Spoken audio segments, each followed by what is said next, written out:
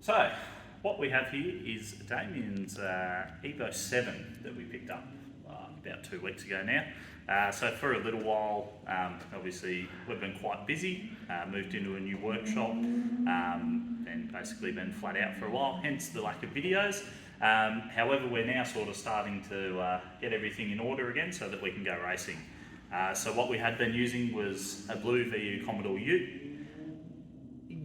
Look, waste of time. Anyway, so now Damien's got an Evo 7. We've picked it up. It's 2.2 litre built motor.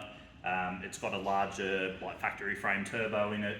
A few other bits and pieces, MTA reds. It's full cage, race seats, everything. So it's basically ready for the track, except it's got a few dramas. Look, when you buy a car like this, you never sort of expect it to be smooth sailing. Yeah, we were hoping we could just tune it and take it to the track and that'd be it, but it's never the way. So anyway, yeah, we're about to start another dyno session after fixing a couple of things during the week. It was a bit of disappointment last week where we struggled to make 230 kilowatts. So we're sort of hoping we might get to 235 today and we'll call that a win. So we have 237.5 kilowatts at 17 pound a beat. But it's okay, because this time we have Pepsi Max. Max taste, no sugar. Health food of champions. Pepsi Max would like to sponsor the videos. Please feel free. Shameless plug. Right, so under here, we've got our 35 coils. Had those last time. It was set up still to run wasted spark. So we've now, I just quickly knocked up a little harness and ran some more wires into the ECU, so it's now direct fire. When we did that, we couldn't figure out why the thing wouldn't start, so we'd pulled it back apart again. So whoever tuned this initially, the timing was 360 degrees out. Hence why it had melted ahead prior to us getting it, and had nothing short of issues. But obviously with timing on a wasted spark, it's a little bit hard to set base timing, I suppose, or trigger angle. It's not hard to set, it's just possible to set it 360 degrees out Yeah. and have the car run. So yeah, on a wasted spark it will still run. To clarify for the viewers also, I will just make this clear, because you're probably a lot of you going, that's not true. It is if it's running sequential injection, but wasted spark ignition. Which this is, from if it factory. was batch fire and wasted spark, it wouldn't care if it was 360 degrees out. But it did. So, Yeah. So anyway, long story short, we couldn't fire it up. Then we figured out the timing was out, fixed it, good to go. So it already sounds a lot nicer than it did previously. It was doughy before, wasn't it? Like it just, Yeah, it was doughy, and it was literally, it had a misfire at 17, 18 pound. That was all we could put into it. Yeah, it just blew the spark out. And anyone who's done a bit of work on Evos know they run stuff all plug gap in comparison to a lot of other gear. So yeah, fixed all that. So hopefully we can jump in and it's miles better, really. Otherwise fire. It can't be much. So anyway, we're now going to attempt to somehow Tetris inside this friggin' thing again. It's just like a black hole in here. Righto. The tuning office is getting prepared here. The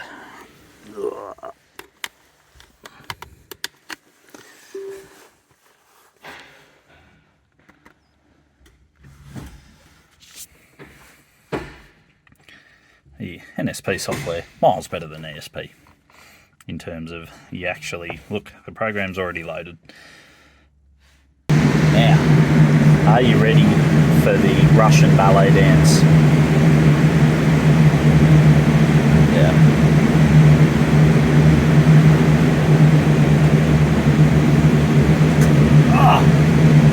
Like a glove. Is it going to cold start? So, battery battery voltage is something we've been fighting in this, because someone's put the battery behind the seat that I'm in at the moment, and they haven't used big enough wiring, and yeah, it doesn't really like starting, especially while cold. It's real slow to crank and all the voltage falls out of it, so it's on our list of things to fix. We need to make power first before we worry about that. Yeah, correct. Ready? 3, 2, 1. Oh, 8 volts.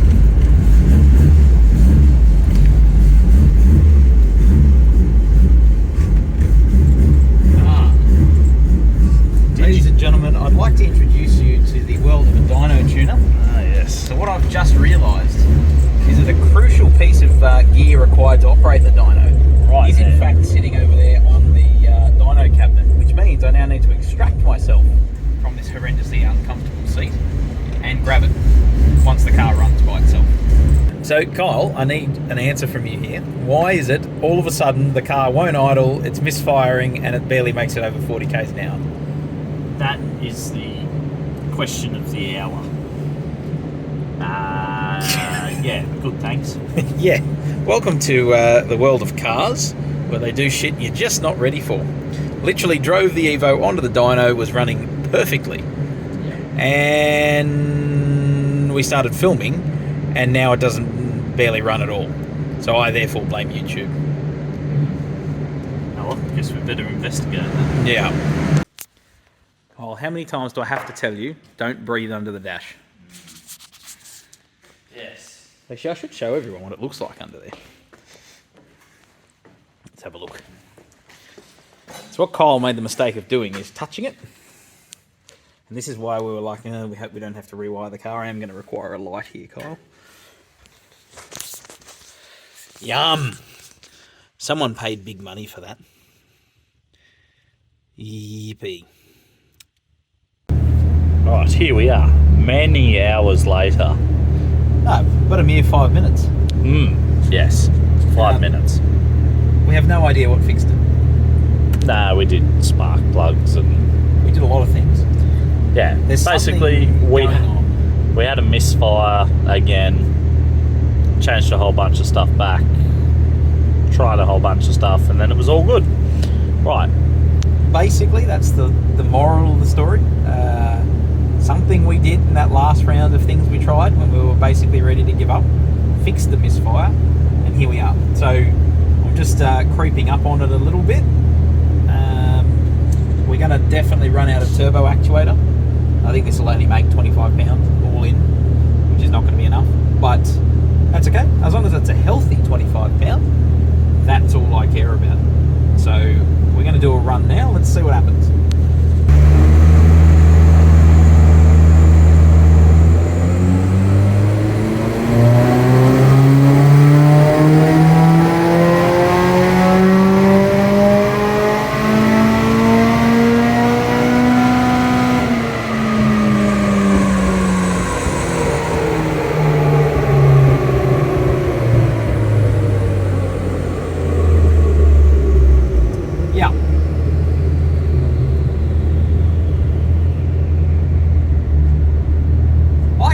Smell fuel. Yeah. We should go check that. All right. Everything's going well so far. We're sort of 290, you probably can't see that, 290 kilowatts at 23 pound, with very soft timing and everything. Obviously we've been having some dramas, just want to make sure everything was all good. As you can see, we temporarily converted back to the wasted spark original Evo coils with, I think we're at 0.8mm plug gap, and it's couldn't care less.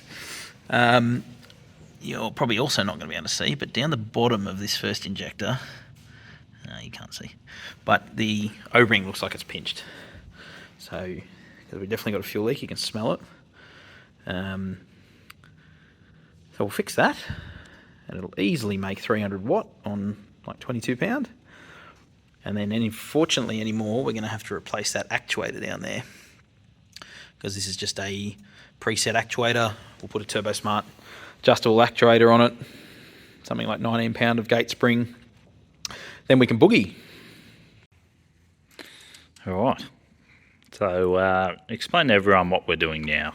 We're removing the fuel rail because on that last run, you couldn't, but we could definitely smell E85. And I don't mean luscious E85 smells out the exhaust. I mean I don't remember taking a swim in E85 smell. And then we came out here and it definitely looks like one of these injector O-rings is leaking. So, instead of being a barbecue, we're going to take it off, we're going to replace the O-rings, and then we're going to go again. Because there is no way I am stopping when we're at 287 kilowatts. And then it fixed itself, like all good cars should. What that's code for is it's definitely going to bite us in the arse later. Oh, but anyway, yeah. We also found, whilst I was looking for the leak, Nothing at all. I found a minor vacuum leak that I've fixed using, of course, a industry standard method. So yeah, that probably didn't have a huge effect, but nonetheless, it's now rectified. While old ham hands over here is. No one ever claimed that I was the most efficient human being at handling a blue Allen key, which is good because I'm not. I'm all for it. Definitely sent. Are they heaps of washers in there? Yeah. Oh, for fuck's sake. That is fucking hot. Is it? Yeah. There's a car been running recently. Imagine if you spent heaps of money on a fuel rail kit, right, and then you just bought the wrong injectors, so you had to washer the thing out. So, what we have here is a variety of washers that has been used to space the fuel rail out. So, what's actually happened is it's pushed the O-ring out of the first cylinder injector, just around the manifold. So looking at this, so this is all the washers and spacers that were on basically between cylinder 3 and 4, and this is all the ones that are between 1 and 2. So, you can see the stack height's quite different, so it obviously hasn't had enough pressure on that to hold the O-ring in. So obviously as we've been turning the boost up and up and up, it's just pushed the O-ring out. And that would be why it leaks. That's not a thing. Put a little bit of spice in the map, so let's see what happens.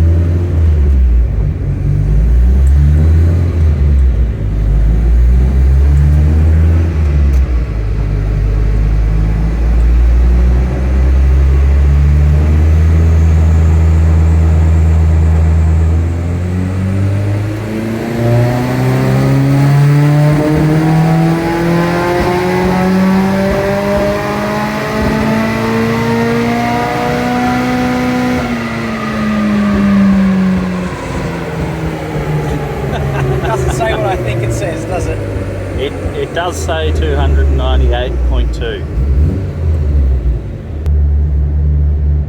Just fix up this fueling. Be a bit rich, Captain.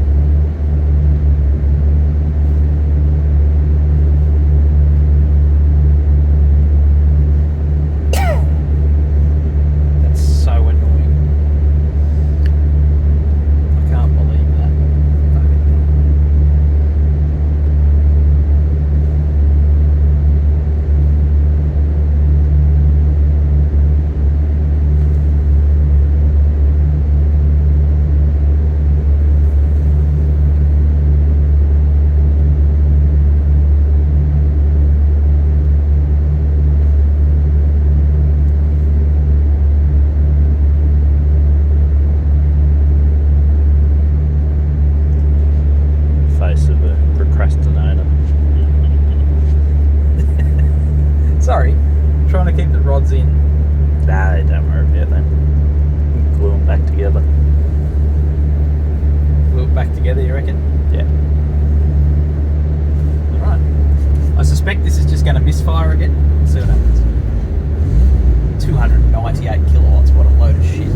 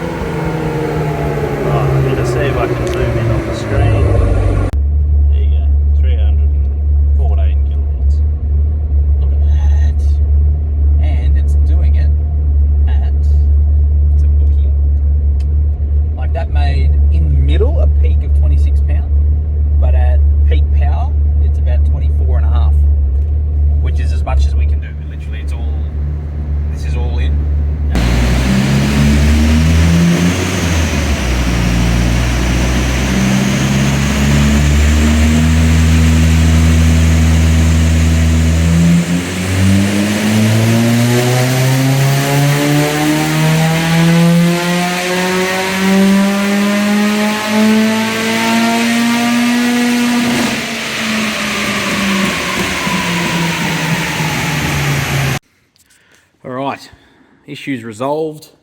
315 kilowatts at 25 pound. We need to make some mechanical modifications to get any more boost. But yeah, I'm going to call that a success. Still plenty to do. I'm sure we'll share what that is with you shortly.